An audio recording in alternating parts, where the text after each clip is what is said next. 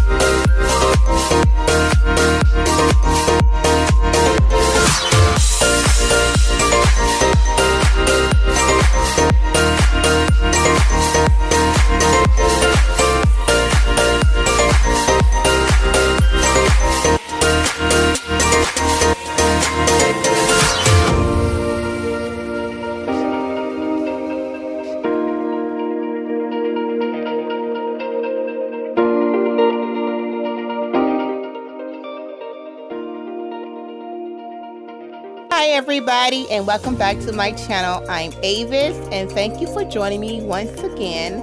Today I will be showing you guys how to install this beautiful lace front unit that I received from Longqi Hair. It's a 14-inch lace front unit, and it's very beautiful. It's in deep wave. All of the information will be in the description bar below, so you can check out the wig with the pricing, and the thickness is like 130, 150, I believe. But hey, all the information will be below so you guys can see.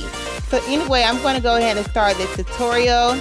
It's basically self-explanatory, so I really don't have to break it down for you. But if you do have any type of questions, please leave it in the comment section. I promise you I will get back with you as soon as I see it. Okay, so let's get started.